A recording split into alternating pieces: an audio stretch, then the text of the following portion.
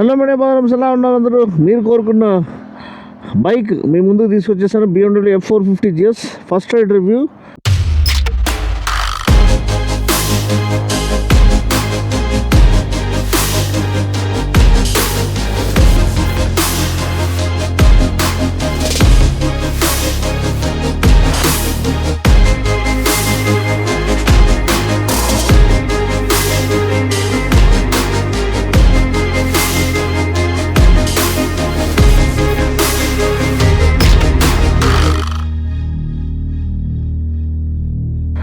Four 20cc parallel twin, 48 bhp, 43 Nm torque, 135° crank angle అనమాట.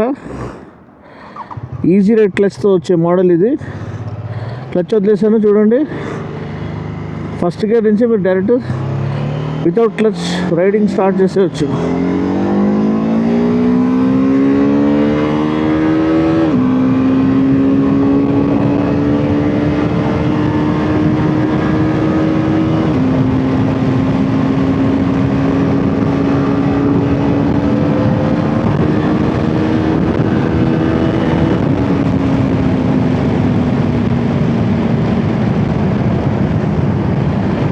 మీకు ఒక ఐడియా వచ్చేసింది కదండి, బండి ఒక పవర్ ఎంత ఎక్స్ప్లోజివ్ ఉందో.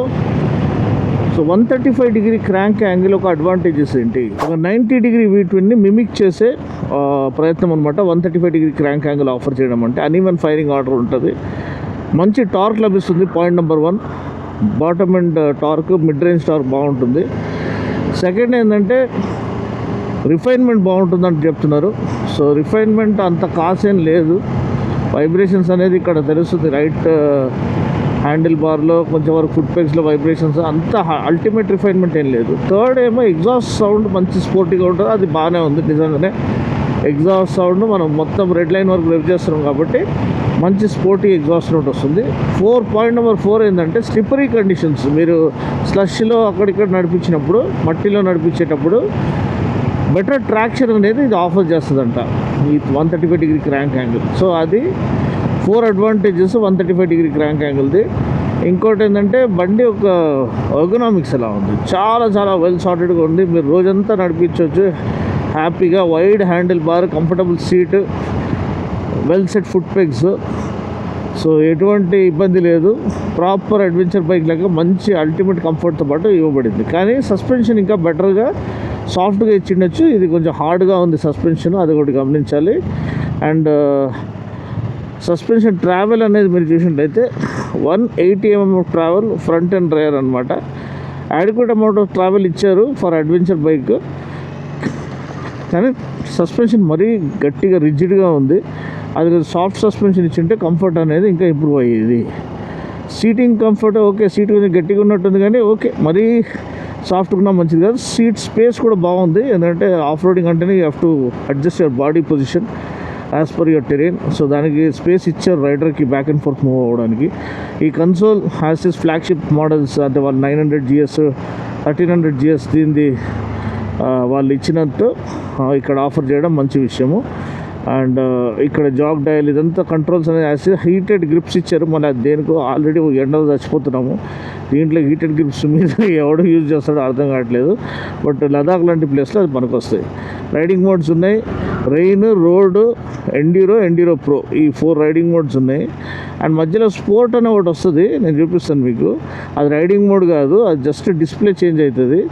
సో రైడింగ్ మోడ్ అయితే సేమే ఉంటుంది. ట్రాక్షన్ ఆఫ్ చేయడానికి, ఆన్ ఆఫ్ చేసుకోవడానికి డెడికేటెడ్ బటన్ ఇచ్చారు. అది చాలా చాలా మంచి విషయము. ఒకటే ఫ్లిక్ ఆఫ్ స్విచ్లో మీరు ట్రాక్షన్ ఆఫ్ చేసుకోవచ్చు. సో ఇప్పుడు నేను మీకు ఒకసారి ఆ స్పోర్ట్ మోడ్ ఎక్కడుందో చూపిస్తాను. ఆన్ ద ఫ్లై కూడా చేసేయచ్చు అనుకుంటా. చూడండి, ఇగో స్పోర్ట్ మోడ్ వచ్చింది. ఈ స్పోర్ట్ మోడ్ ఓకే కొట్టంగానే కన్సోల్ చేంజ్ అయిపోతుంది.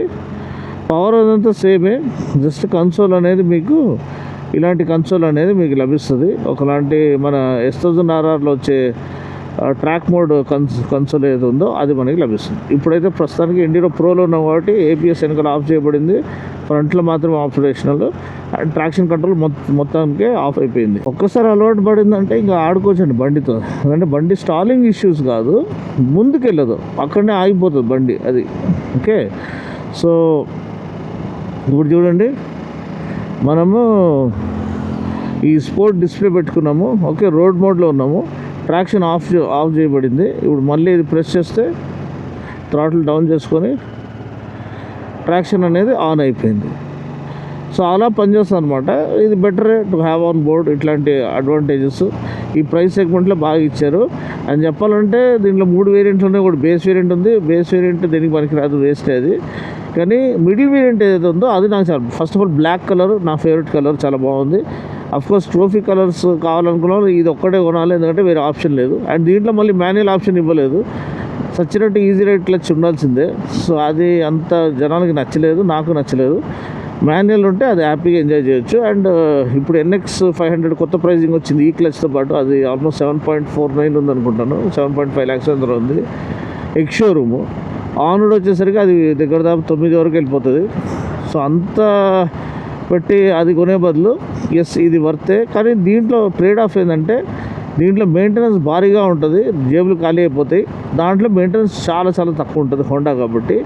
అండ్ రిలయబిలిటీ పరంగా కూడా దాని Honda engines will last you very very well అనమాట. అంటే BMW రాదని కాదు, కానీ ఇది TVS బిల్ట్, మనకి తెలుసు. ఇది బర్లిన్ బిల్ట్ కాదు, TVS బిల్ట్ కాబట్టి మనకి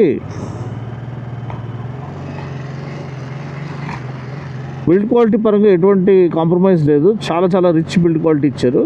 కానీ ఇంజిన్ లైఫ్ అనేది ఎలా ఉంటుంది అనేది కొంచెం 1 year దాటిన తర్వాతనే తెలుస్తుంది, బండి మార్కెట్లో ఉన్న తర్వాత. కానీ NX 500 అనేది కళ్ళు మూసుకొని చెప్పొచ్చు, బల్ల గుద్ది చెప్పొచ్చు, దీనికంటే బెటర్ ఇంజిన్ లైఫ్ ఆఫర్ చేస్తుంది. ఎందుకంటే it's a Honda. And USB charging socket ఉంది ఇక్కడ. అండ్ నేను ఎప్పుడైతే హీటెడ్ గ్రిప్స్ ఉన్నాయి, ఇంకా డిఫరెంట్ మోడ్స్ ఉన్నాయి. Tank 14 litre tank. Seat height ఏమో 845 mm, కొంచెం ఎక్కువ అనిపిస్తుంది. నడిపిస్తూ మీకు అలవాటు అయిపోతే పెద్ద ఫరక్ ఏం పడదు. మరీ హెవీ మెషిన్ ఏం కాదు. మనకి మంచి స్లిమ్ స్లెండర్ టాల్ ప్రొఫైల్, మంచి డిజైన్ లాంగ్వేజ్ అనేది యూజ్ చేశారు. మరీ బల్కీగా ఇవ్వకుండా లైట్ వెయిట్ ఇది chassis, light weight body structure ఇచ్చారు. ఇదంతా ప్లాస్టికే మొత్తము, ఎక్కడ కూడా స్టీల్ లేదు. సో మీరు ట్యాంక్ బ్యాగ్ అదంతా అసలు పెట్టుకోలేరు దీనిపైన. సో అదొకటి. కానీ వర్డిక్ట్ అనేది నేను లాస్ట్లో చెప్తాను మీకు, అండ్ ఎలా ఇది పొజిషన్ చేయబడుతుంది అనేది. కానీ ఇంప్రెసివ్ ఫీలింగ్ ఇదేంటంటే మంచిగా రెవ్ అవుతుంది, ఒకలాంటి మంచి రోడ్ బైక్గా ముందుకు వస్తుంది. అడ్వెంచర్ ఆఫ్ రోడ్ కాసేపట్టు చేస్తాము, ఆఫ్ రోడ్ ఎలా ఉందో చూద్దాము. సో అదొకటి ఇంపార్టెంట్. అండ్ దాని తర్వాత వర్డిక్ట్ అనేది నేను ఇచ్చేస్తాను. సో ఓవరాల్ ఈ ప్రైస్కి BMW వాళ్ళు బాగానే ఇస్తున్నారు. ఇది చెప్పాలంటే ఈ ఇంజిన్ ఏదైతే ఉందో ఇది 450 RR రాబోతుంది. అంటే సూపర్ బైక్ చాసీతో ఇదే ఇంజిన్ ఇవ్వచ్చు, స్పోర్ట్ బైక్ చాసీ. సో అప్పుడు అది దుమ్ము లేపుతుందని నేను నమ్ముతున్నాను. ఎందుకంటే రైడ్ క్వాలిటీ చాలా బాగుంటుంది, డిజైన్ ఎట్లయినా చాలా చాలా చక్కగా వాళ్ళు ఆఫర్ చేస్తారు. అది మీరు గమనించాలి.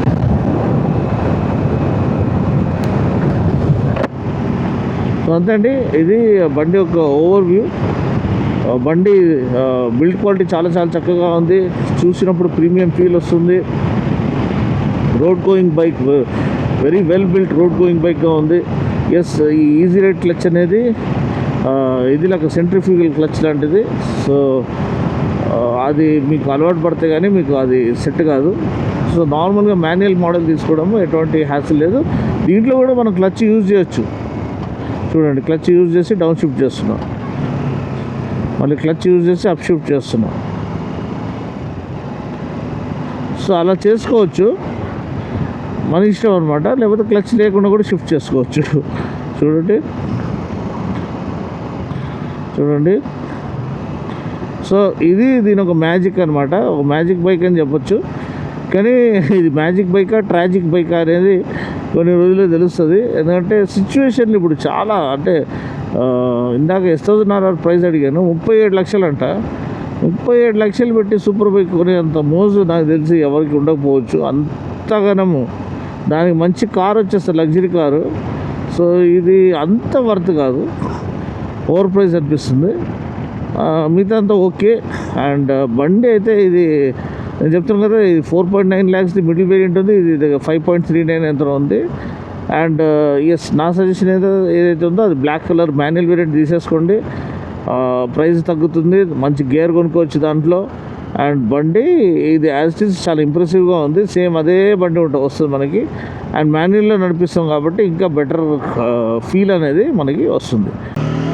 Takes little getting use to.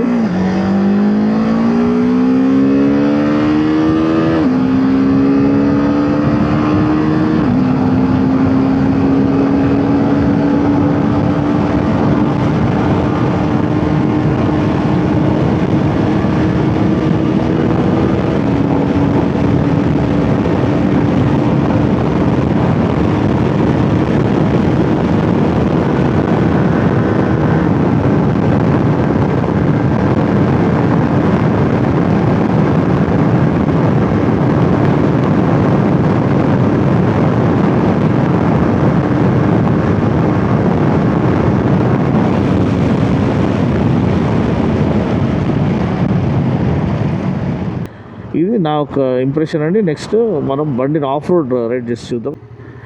Okay, మరి మనం ఇప్పుడు ఆఫ్ రోడ్ ప్యాచ్కి వచ్చేసాము. వాళ్ళు రప్పలు మన రెగ్యులర్ రూటు కొంచెం డీటూర్ తీసుకుందాము. మీరు చూడొచ్చు ఎలా వెళ్తుందో ఇక్కడ ఎఫర్ట్లెస్గా. జస్ట్ మీకు ఒక ఐడియా ఇవ్వడానికి, లోవర్ ఆర్పిఎంలో ఇది ఎలా పర్ఫామ్ చేస్తుందని.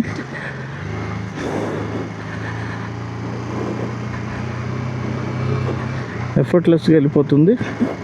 ఇక్కడ ఇంకో ట్రైల్ ఇది ఉంది, దీన్ని చూసుకుందాం.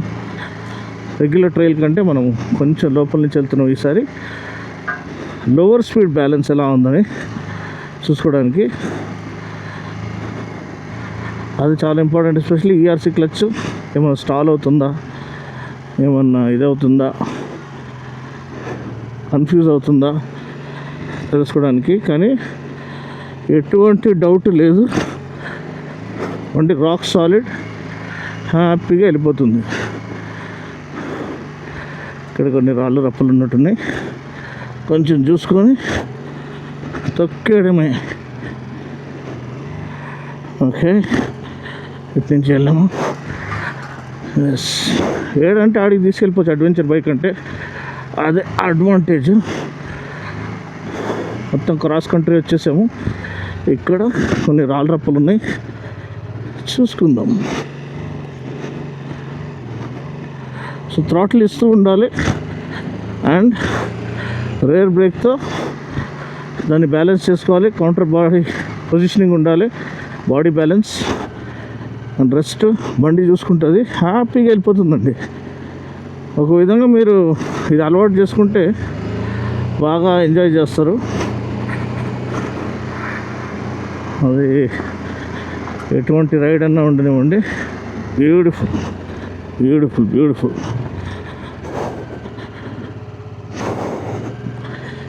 మనం ఎండ్యూరో ప్రో మోడ్లో ఉన్నాము. ఇక్కడ మన రెగ్యులర్ జంప్ ఒకటి వస్తుంది, చూసుకుందాము. 2700 ఆర్పిఎం కిందనే క్లచ్ డిసెంగేజ్ అవుతుంది. సో దాని ముందే మనము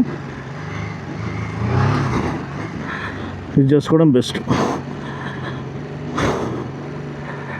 ఓకే, చిన్న జంప్ అయిపోయింది.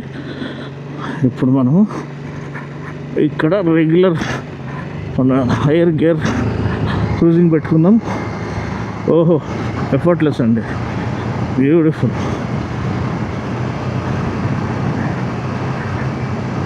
Top class stability and balance. ఆ స్టిఫ్ సస్పెన్షన్ అనేది ఇక్కడ తెలుస్తుంది, దాని ఒక అడ్వాంటేజ్.